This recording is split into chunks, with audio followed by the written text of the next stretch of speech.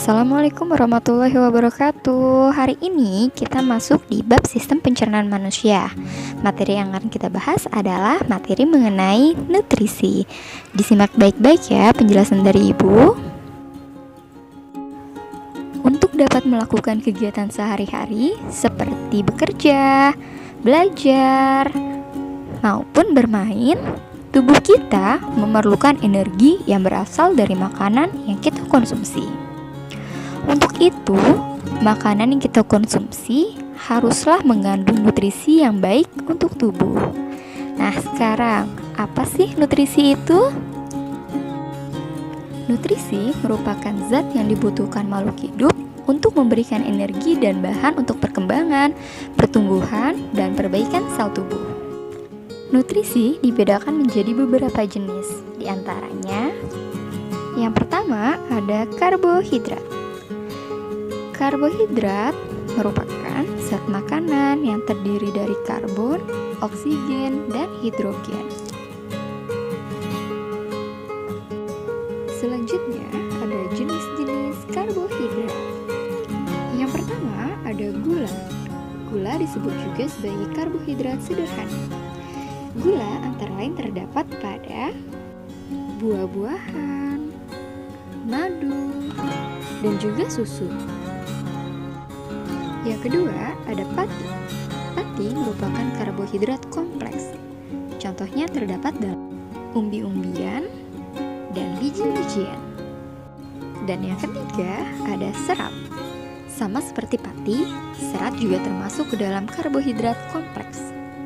Serat antara lain terdapat pada roti gandum, kacang-kacangan, dan juga sayur maupun buah-buahan.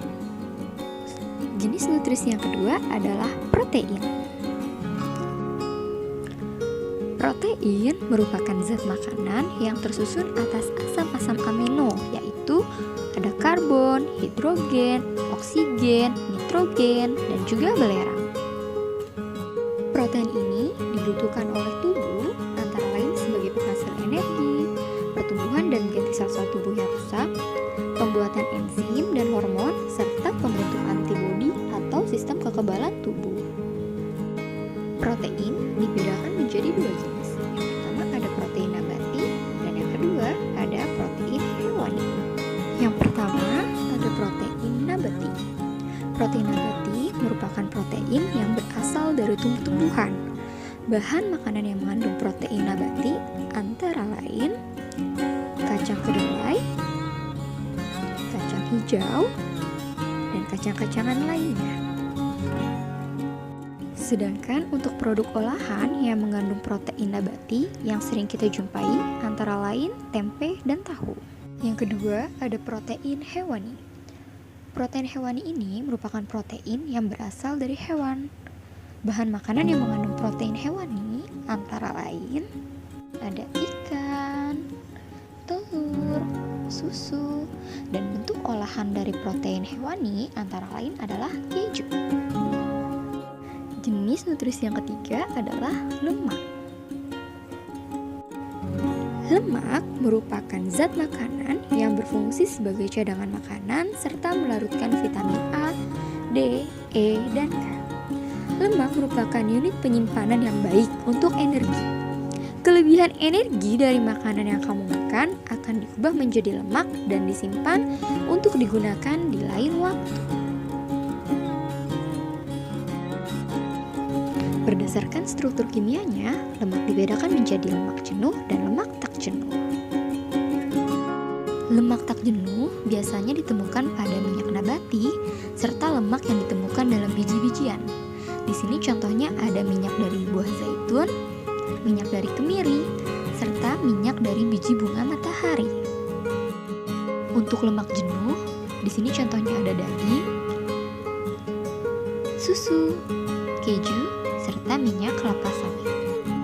Untuk lemak jenuh, apabila penggunaannya berlebihan dapat memicu resiko penyakit jantung maupun stroke. Jenis nutrisi yang selanjutnya adalah vitamin. Vitamin diperlukan untuk mengatur fungsi tubuh dan mencegah beberapa penyakit. Vitamin sendiri diperlukan hanya dalam jumlah yang sedikit di dalam tubuh kita. Walaupun sedikit, tetapi harus tetap terpenuhi ya.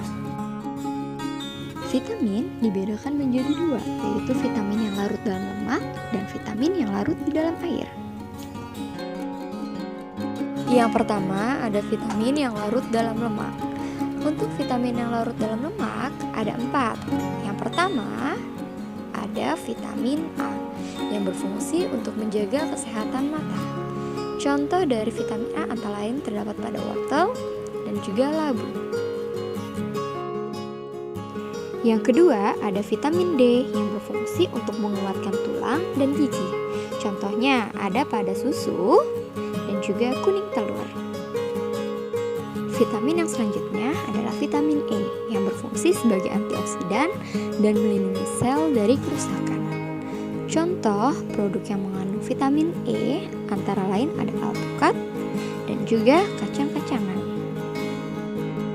Vitamin yang larut dalam lemak yang terakhir adalah vitamin K. Vitamin K berfungsi dalam proses pembekuan darah.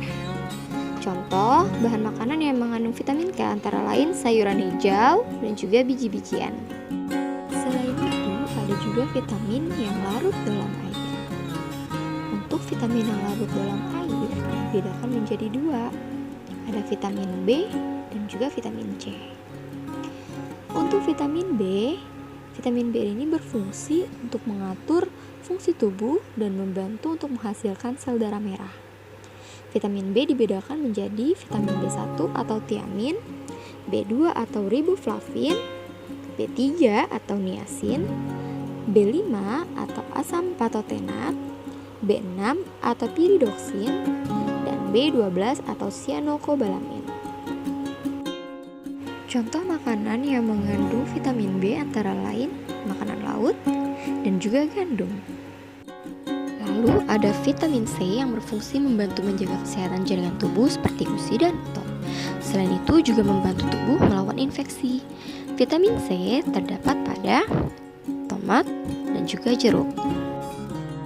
Jenis nutrisi yang selanjutnya adalah mineral. Mineral merupakan bahan anorganik yang dibutuhkan untuk pembentukan struktur tubuh. Dibedakan menjadi 2, yaitu ada makromineral dan ada mikromineral.